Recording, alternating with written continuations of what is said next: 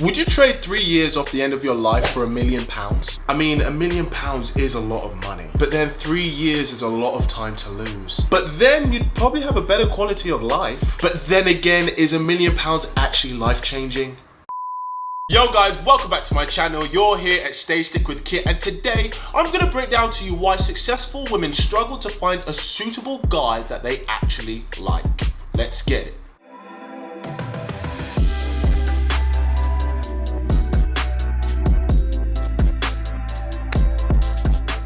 Is he suitable? My amazing career women. Let me holler at you for a sec. I hear many successful women say, there aren't any suitable men left. Why can't I find a guy I actually like? And I hear you. You've worked so hard to put yourself where you are. Not only have you worked your ass off in what's probably a male-dominated field, but you also have pride for where you are, and maybe even as a woman, you might have felt that you've got something to prove. So you're damned to think you're gonna settle for a guy who isn't of the highest quality. The top dog. The cream of the crop, if you will. And yes, you're not wrong in being this way to a certain extent. Let me bring something to your attention. Successful women tend to be alphas. You are probably very alpha, hence why you're successful. But women want the alphas. And not just women like you, but all women want the alpha male. That's why if you put a random 10 guys and a random 10 girls on a deserted island, 7 or 8 of those girls will want the same 1 or 2 guys. You know when they say 20% of guys get 80% of girls?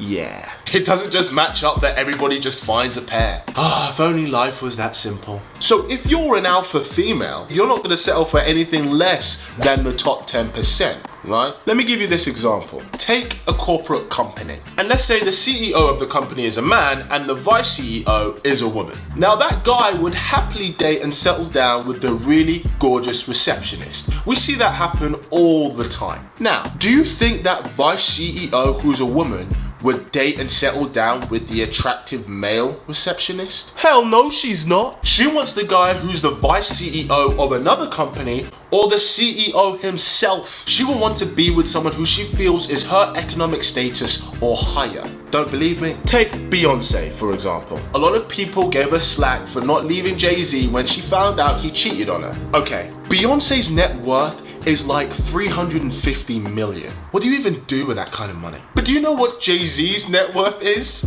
900 million. Now, what other male artist is even close to that level? So if she broke it off with him, who the hell is she gonna date? I mean, the only other person I can think of is P. Diddy, and because he's worth like what, 850 million or something? Heck, even Chris Brown, who's a superstar, is only worth like 30 or 40 million. I don't mean only, but you know what I mean, not compared to her. It's, you know what I mean. Or you know what? Take a look at Rihanna. She is a world-class superstar. And who was she dating? Oh yeah, only like the Prince of Saudi Arabia. And for anyone who doesn't know the kind of wealth Arabic families have, wealthy over there makes David Beckham look cute. So, as a woman, if you're very successful, i.e. in the top 10% of earners, and you want someone who is your level or higher, you automatically disqualify 90% of men. Here's what I mean. You know, honestly, by the time you're 34, all the physical requirements just go out the window. I mean, like you secretly pray that he'll be taller than you. Let him earn more money than I do. Let him earn more money than I do. Let him earn more money than I do. You might not understand that now, but believe me, you will one day.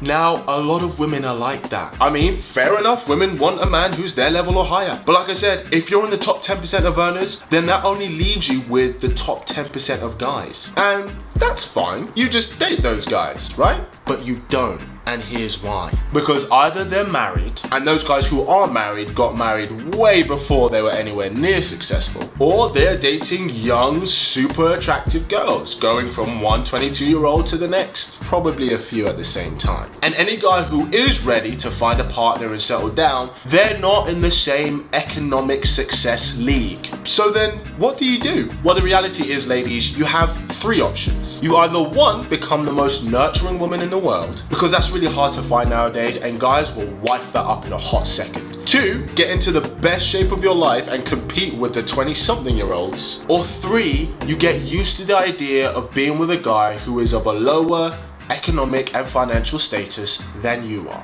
Or actually 4, you buy a cat or a dog. I love those sausage dogs. They're so cute and huggable. It's like you want to bite them for all the wrong reasons. Look, I don't mean to discourage you ladies, but I'm just telling you how it is. Besides, surely by this point you care more about a guy's personality than his financial means, right? Right? Thanks for tuning in. If you took something from this video, make sure to smash that like button. I'd really appreciate it. Let me know what you guys think in the comments below. I'll make sure to respond to it if you do. And as always, keep it slick. Pow.